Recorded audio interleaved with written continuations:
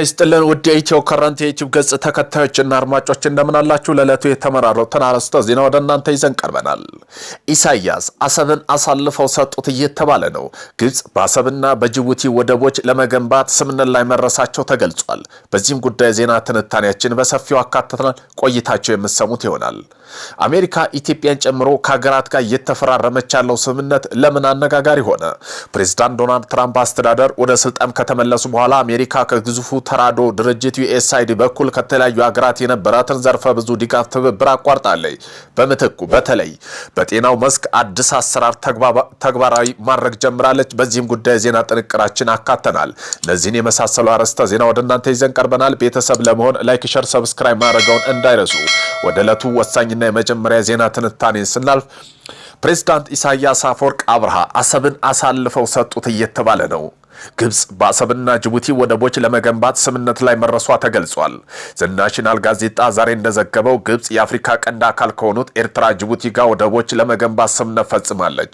እንደ ዘገባው ይህ ስምምነት ግብጽ በአባይ ወንዝ ጉዳይ በገባችው ውዝግብ በኢትዮጵያ ላይ ያካሄደች ያለችው ጫና አንዱ አካል ነው ተብሏል። በቅርበት ያላቸው ምንጮች በዋቢነት የጠቀሰው ዘገባው ግብጽን በዛም የሚዲያ ሽፋን ባልተሰጠውና ባልተወራለት መንገድ ከሁለቱ ሀገራት ጋር የፈጸመችው ስምምነት ፊርማ የኤርትራ አሰብ ወደብ፣ የጅቡቲ ደራ ወደብን አቅም ማሳደግ በሚል መሆኑ አስረድተዋል።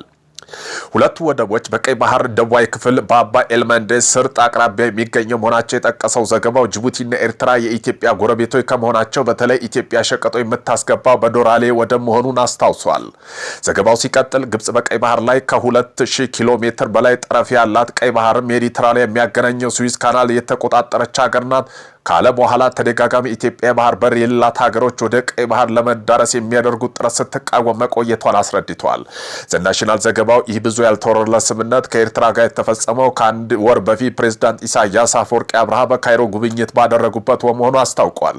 በግብጽና በጅቡቲ ግን ከፍተኛ ባለስልጣን መካከል መፈራረማቸውን አስረድተዋል። እነዚህ ስምምነቶች ከሁለት ሀገራት ጋር ጠንካራ ወታደራዊና ፖለቲካዊ ግንኙነት የመሰረተችው ግብጽ በወደቦቿ ወታደራዊ እንቅስቃሴ እንድታደርግ የሚያስችላት እንደሚሆን ገልጸዋል። ዘገባው ምንጭ ሲናገር ይህ ስምምነት በሁለቱ ወደቦች እያደረግነው ያለው ወታደራዊ እንቅስቃሴ ህጋዊ መሰረት እንዲኖራቸው ያስችላል ማለታኑ ከጋዜጣው ጋር ተመላክተናል። አሜሪካ ከኢትዮጵያ ጨምሮ በሀገራት ጋር እየተፈራረመችው ያለው ስምምነት ለምን አነጋጋሪ ሆነ? የፕሬዝዳንት ዶናልድ ትራምፕ አስተዳደር ወደ ስልጣን ከተመለሱ በኋላ አሜሪካ በግዙፉ ተራድኦ ድርጅት ዩኤስአይዲ በኩል ከተለያዩ ሀገራት የነበራትን ዘርፈ ብዙ ድጋፍና ትብብር አቋርጣለች። በምትኩ በተለይ በጤናው መስክ አዲስ አሰራር ተግባራዊ ማድረግ ጀምራለች። አሜሪካ ፈረስት ግሎባል ሄልዝ ስትራቴጂ የተባለው የአዲስ እቅድ ለዓለም አቀፍ የጤና ፖሊሲ ከውጭ እርዳታ ጋር ጣምረዋል። ካለፉት ጥቂት ወራት ወዲህ ስትራቴጂያዊ ተግባራዊ ሊሆን እንደሚችል የሚያስችል ስምምነት ከሀገራት ጋር እየተፈራረሙ ነው። አዲሱ አቀራረብ ቀደም ሲል ከሀገራት ሲሰጥ የቆየው መንግስታዊ ባልሆኑ ተቋማት በኩል ሲካሄድ የነበረውን የእርዳታ አቅርቦት አሰራር ሙሉ በሙሉ ቀይሯል። የሚከናወነው በመንግስት ጋር የሚደረገው ጥምረትና የሚፈረመው ስምምነት አማካኝ ነው ተብሏል። ባለፈው መስከረም ወር በአሜሪካ የውጭ ጉዳይ መስሪያ ቤት ይፋ የተደረገው ለአሜሪካ የተሰኘው ዓለም አቀፍ የጤና ስትራቴጂ አሜሪካ ብሔራዊ ጥቅም ቅድሚያ የሚሰጥና የሁለትዮሽ አጋርነት መሰረት ያደረገ እንዲሁም አገራትም የራሳቸው አስተዋጽኦ እንዲኖራቸው የሚያደርግ መሆኑን ተመላክቷል። ባለፉት ሳምንት የአሜሪካ መንግስት ከተለያዩ ሀገራት ጋር እየተፈራረመ ካለው ስምምነት አንዱ የሆነው አጋርነት ከኢትዮጵያ ጋር ተፈራርሟል። 5 ዓመት የሚቆየው በዚህ ስምምነት አማካይ 1.6 ቢሊዮን ዶላር በላይ ገንዘብ በጤናው ዘርፍ ፈሰስ ያደርጋል። የአሜሪካ መንግስት 1.16 ቢሊዮን ዶላር የሚሸፍን ሲሆን የቀረውን ደግሞ ኢትዮጵያ መንግስት በኩል የሚሸፈን ይሆናል። ይህ ስምምነት አሜሪካ መንግስት ጋር መፈራረም ቀዳሚ የሆነችው ጎረቤት ሀገር ኬንያ የ2.5 ቢሊዮን ዶላር ስምምነት ፕሬዝዳንትና አሜሪካ የውጭ ጉዳይ ሚኒስተር ማርክ ሩቢዮ አማካኝነት በህዳር ወር መጨረሻ ላይ ተፈራርማለች። ስትራቴጂው ሀገራት ጋር የሚደረገው ስምምነት እንደ ሰብአዊ እርዳታ አይመለከትም። ይልቁም በተለያዩ ሀገራት የሚከሰተው በሽታ ባሉበት ቀድሞ ለመለየትና መከላከልና መቆጣጠር የአሜሪካ ደህንነት መጠበቅ ትኩረት ያደረገ ነው። እቅዱ ትራምፕ ሲወቅሱት የቆዩት የዓለም ጤና ድርጅትና ሌሎች በጤናው ዘርፍ የሚሰሩ ዓለም አቀፍ የጤና ተቋማት እንደውም አሜሪካ መንግስት ስር የነበሩ ዩኤስአይዲና ፔፕሳር በገንዘብ መደገፍ ስራዎች እንዲያካሂዱ ከማድረግ ይልቅ በአሜሪካና በመንግስት መካከል የሚደረገው ስምምነት በጋራ የሚመድብ ገንዘብ የሚከወን ይሆናል ተብሏል። ሂደቱ በቀጥታ ተጠቃሚዎች ከማግኘት ይልቅ ከመንግስት ጋር የሚደረገውን ትብብር ያተኩራል። ትብብሮች ዓላማቸው አንዱ የሀገራትን በሽታ ቀድሞ የመለየት አቅም ማጠናከርና ወደ አሜሪካ ሳይደርሱ ቁጥጥር ስር መዋል ነው። ሌሎች ሀገራት ውስጥ ያሉ የጤና ስርዓቶች ማጠናከር ራሳቸው እንዲችሉ ማድረግ ይጠቅሳል። ነገር ግን ይህ ስትራቴጂ ትችቶች እየቀረቡበት ነው።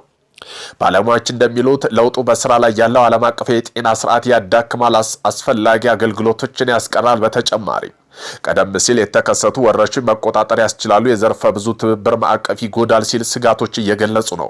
አፍሪካና ሌሎች አካባቢ የሚገኙ ሲቪል ማህበረሰብ ድርጅቱ ሀገሩ ከአሜሪካ ጋር እየተፈራረሙ ባለ የሁለትዮሽ ስምምነት ጥያቄ እያነሱ ነው። ፍትሐዊ የጥቅም ክፍፍል የሚያረጋግጥ ሁኔታ በሌለበት ሁኔታ ለረጅም ጊዜ የሚቆይ ብሔራዊ ጤናና ናሙና ማጋራት ስምምነት መድረስ ሀገራት ማግኘት የሚገባቸውን ጥቅም ያሳጣል በማለት ይከራከራል። እንደውም አሜሪካና በሀገራት መካከል የሚደርሰው ስምምነት ብሔራዊና ቀጣይ የጤና መረጃ ሉዓላዊነት የሚሸረሽር እንደውም በድርድር የሚደረሰውን አህጉራዊ ማዕቀፍ የሚያዳክም ነው ብለዋል።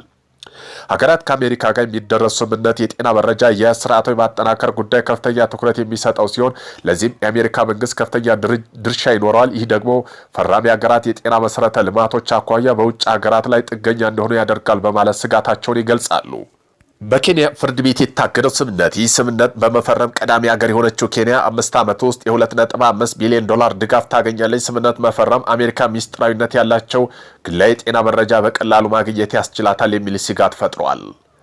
አንዳንድ ኬንያዊ ይህ ስምምነት ዩናይትድ ስቴትስ እንደ HIV፣ የቲቢ ሕክምና ታሪክና የኬንያዊ የክትባት መረጃ የመሳሰሉት የግል ሕክምና መረጃ እንድታገኝ ያደርጋታል በሚል ስጋት ሙሉ በሙሉ የስምምነቱ ይዘት እንዲገለጽ እየጠየቀ ነው። ለአሜሪካ እንዲጋሩ የሚደረጉት ምንም አይነት ልዩ መረጃ ምድቦች ናቸው።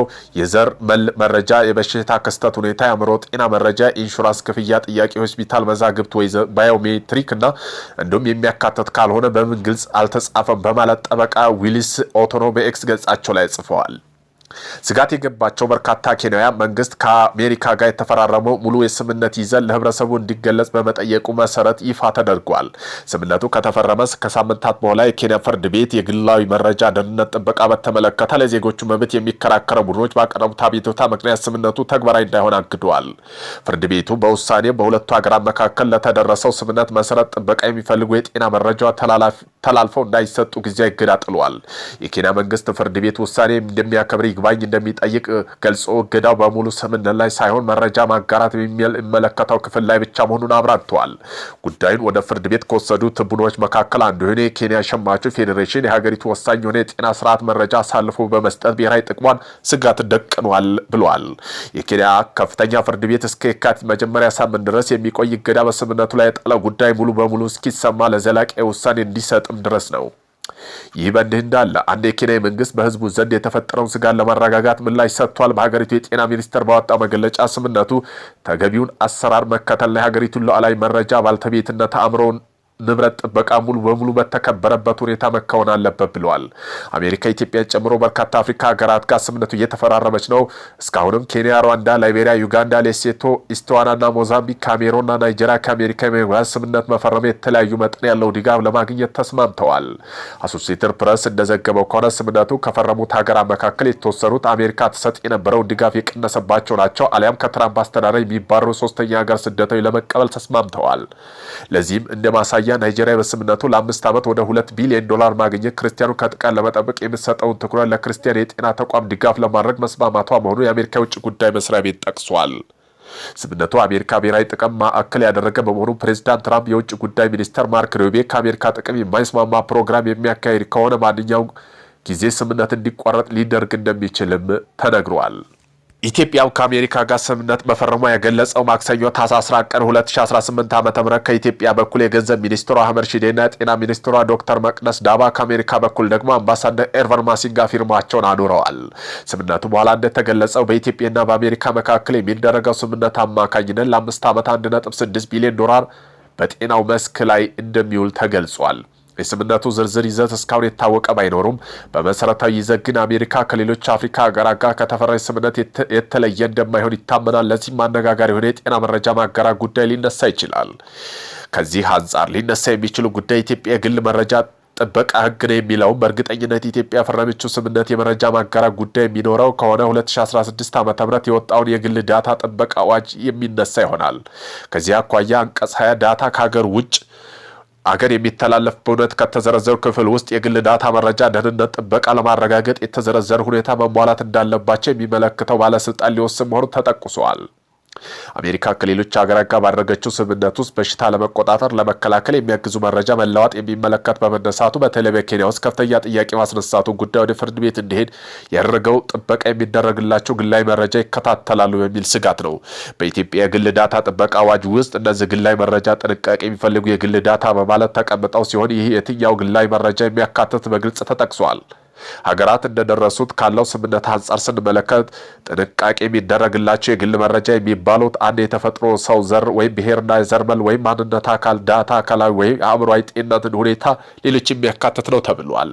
ኢትዮጵያ ከአሜሪካ ጋር በደረሰችው ስምምነት የመረጃ መጋራት ሁኔታ ስለሚኖረው እስካሁን የተባለ ነገር የሚኖረው ከሆነ ለምን አገልግሎት እንደሚውል ምን አይነት ጥበቃ እንደሚደረግለት ወደፊት የሚታወቅ ይሆናል።